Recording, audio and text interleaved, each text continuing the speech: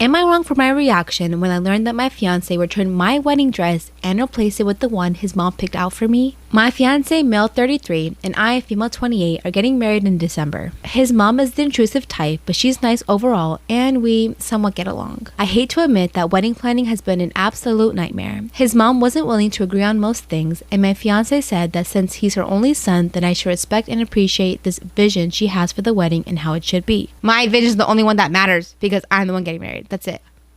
Khalas. She insisted to come along for wedding dress shopping. I took her with me and my mom and friends. I was so lucky to have found what I was looking for, but she picked a dress that she liked so much and said that she always pictured her son's bride in it. Mom and friends thought this line was creepy. I thought the dress was somewhat creepy and totally not my type. I apologized and thanked her for her vision, but told her that I'd already decided on a dress that I had envisioned myself wearing at my wedding. He came home in the evening ranting about how I made his mom upset and turned down her help in choosing the wedding dress and excluded her from the process. I asked, what process? Duh, it's just a wedding dress. My wedding dress. So I really didn't get how she should get a say at all. He got upset and said that this attitude of mine isn't working on him or his mom. He said that I should consider the dress his mom wanted to buy, especially knowing that both dresses weren't that much different anyway. Like she said, but I told him yes, they were different. Like so much different. Anyways, we argued about it, then we dropped it. Yesterday I came home and found out that he had returned my wedding dress and replaced it with the one his mom wanted. Oh my god. See, if that was me,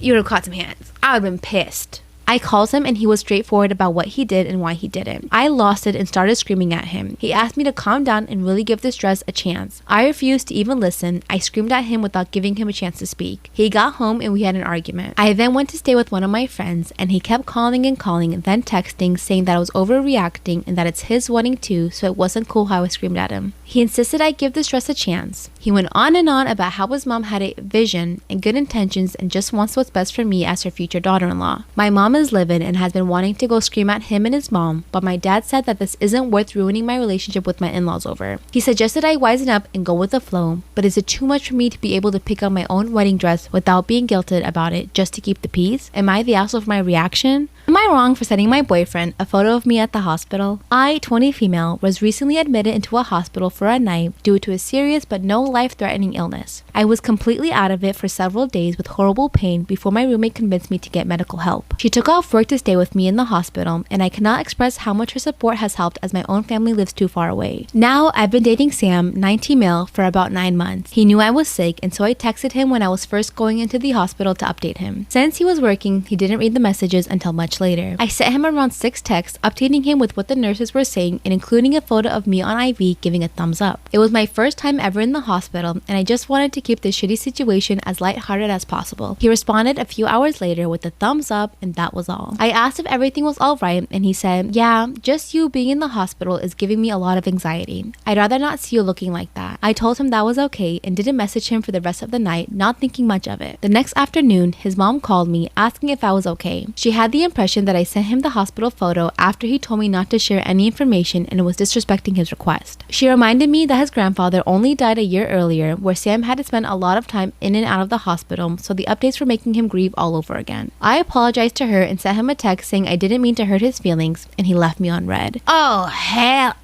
Oh my god. My roommate thinks I didn't do anything wrong at all, and he's being too sensitive / immature for involving his mom. I agree. Personally, I think this is a bit unfair as he was really close with his grandfather and struggles with anxiety. I feel really guilty as I know how mental health can be and never want him to suffer. So, am I the asshole? Look how he made you feel guilty about being in the hospital while he just left you on red.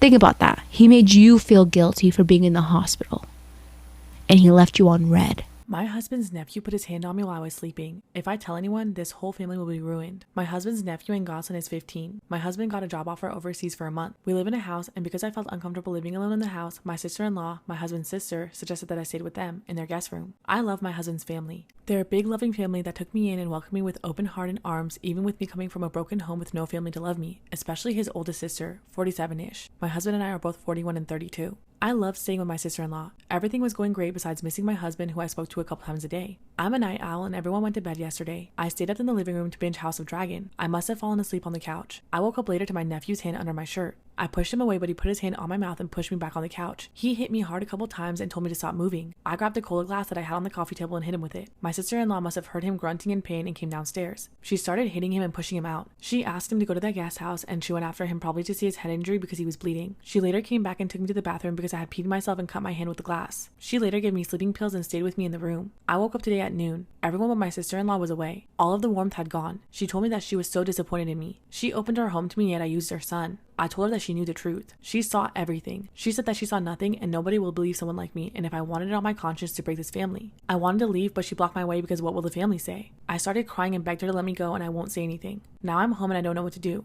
This will destroy my husband. He loves his family. They're his pride and prize in life. What if he resented me for breaking the family and ruining the reputation? And worse, what if he didn't believe me? He'll be home in 3 weeks. The black eye will probably be gone by then. I used to get really annoyed with the degree to which people lied on dating apps. I didn't see the fun of it. Like, why would they do that? I dated an alarming number of millionaires on I nearly said TikTok, on Tinder. And I just thought there are not this many millionaires on Tinder. There aren't this many millionaires in the world. One guy told me that he was Bill Gates' right-hand man. He was like a 22-year-old kid. And he said, oh yeah, I was his personal assistant. And now he loves me. And he doesn't make a single decision without running it by me first. Bill tells me everything. And I was like, dude, that's awesome. Is that why you live in a 2004 Subaru? And he said, oh, I just live out of my car because I want to feel what it would be like to be poor, you know? And I was just like, oh, even if you did work for Bill Gates, I would hate you right now for saying, like, I hated him.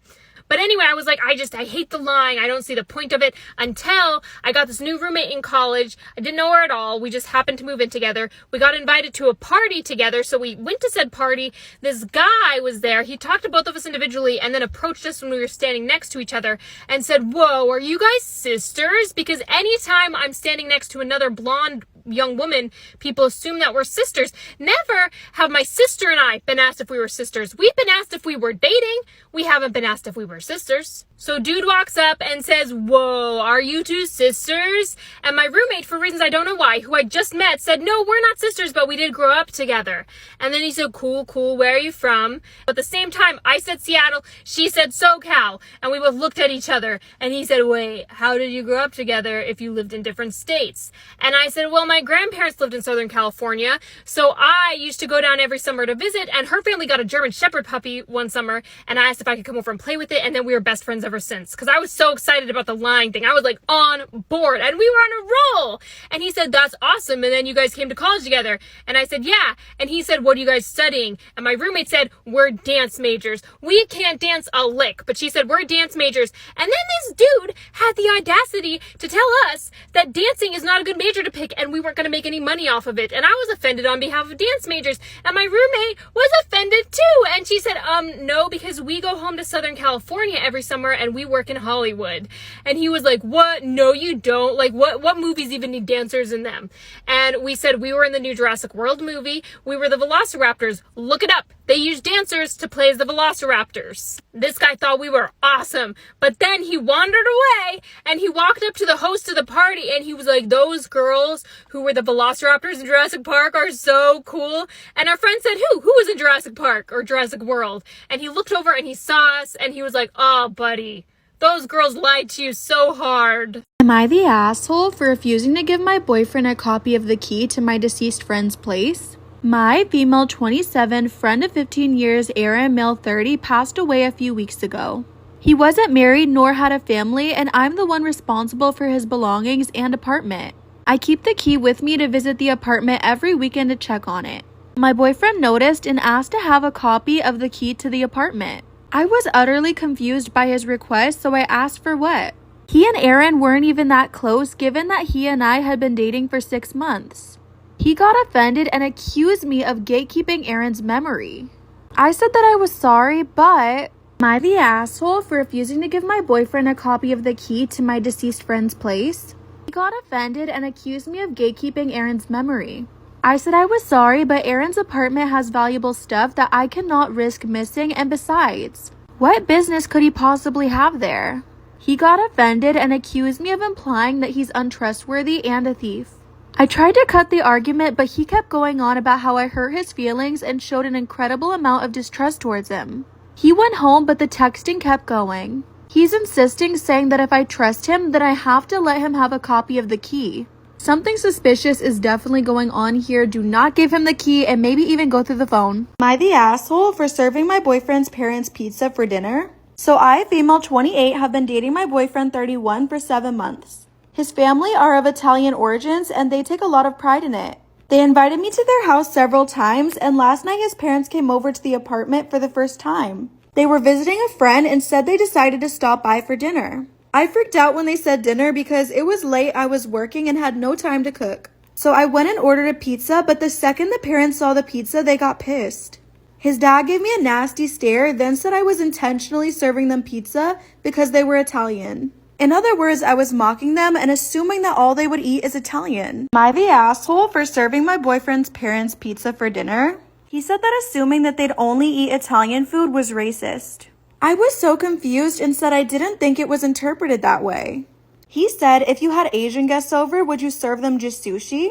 How would you like it if we only served you McDonald's and fries? I was stunned by his words. Basically, he was saying that just because they're Italians, I shouldn't assume they like pizza. But who doesn't like pizza? They got up and said they wanted to leave, and my boyfriend tried to get them to stay. He blew up at me for ordering pizza and said I insulted them indirectly. He told me to call and apologize, but I said no.